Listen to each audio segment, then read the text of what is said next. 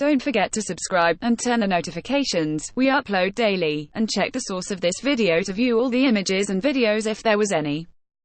Image copyright Getty Images. Image caption: thousands of Afghan women attempt suicide each year. File photo: I didn't want to live anymore. That's why I tried to kill myself with poison.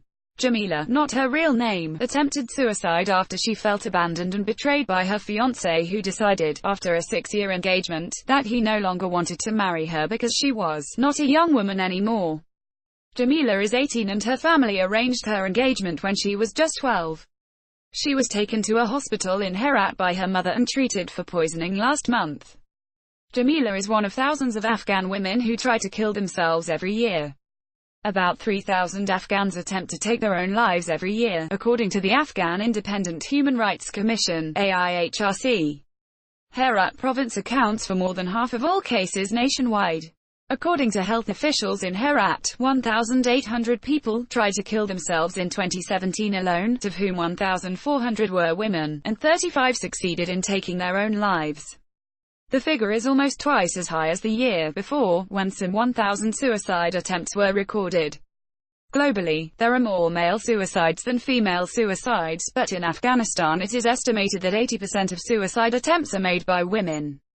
Image copyright Getty Images. Image caption: many more women than men attempt suicide in Afghanistan. File photo: the AIHRC warns the number of attempted suicides could be even higher, as many people in Afghanistan do not report suicide to authorities for a variety of reasons.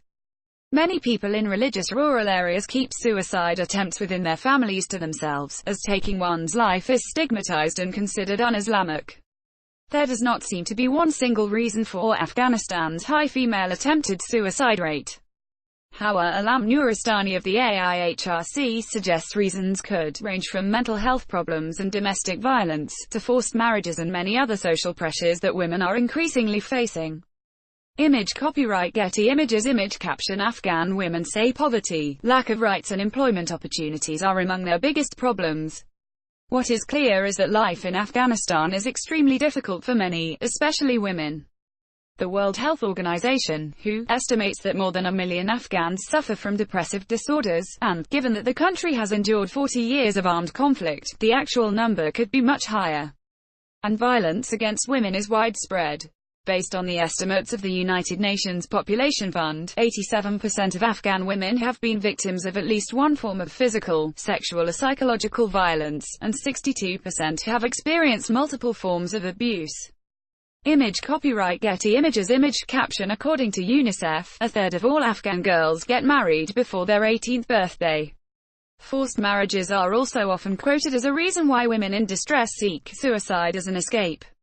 One cause of female suicide is abuse. Most of it starts in the family, for example forced marriages, women not being listened to and being stopped from continuing their education, says Ms. Nuristani. According to a UNICEF report, a third of Afghan girls are married before their 18th birthday. Poverty and lack of job opportunities are also reported by women as some of their biggest concerns, as stated in the survey of the Afghan people, released by the Asia Foundation in 2017. Dangerous substances. The WHO has also made a link between easy access to poison and increased suicide rates. And in Afghanistan, one problem is that poisonous substances are easily accessible.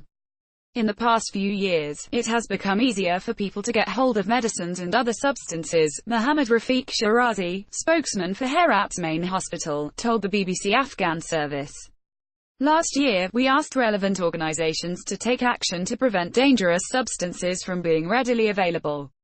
Image copyright Getty Images. Image caption: health officials say a national strategy to prevent suicides is needed. Medics in Herat say suicide rates will not slow down until there is a proper strategy for suicide prevention in place. Some, like Dr. Nabil Fakir Yar, believe there is a need for a nationwide plan to acknowledge the motives and causes behind women's suicides, so that the mental health crisis can be effectively tackled. Afghan health officials in Kabul say they have outlined a national prevention plan which includes giving access to therapy centers to those suffering from mental health problems. The Ministry of Public Health says it is gathering data to design an action plan. The next task for the country's Human Rights Commission, according to Ms. Nuristani, is to expand awareness campaigns to rural parts of the country, so that people know how and where to get help. She adds, "We need to make people aware that there are ways to tackle those abuses that may push women to suicide. Most of such abuses take place in far-off, remote areas where there is a lack of awareness about the law, so people don't know that if they abuse the female members of the family then the law might punish them. In order to tackle this suicide crisis, or at least reduce its rate, we all need to work together." Additional reporting by Valeria Parasso, BBC World Service Social Affairs correspondent, and the BBC's Mohammed Kazizada in Herat.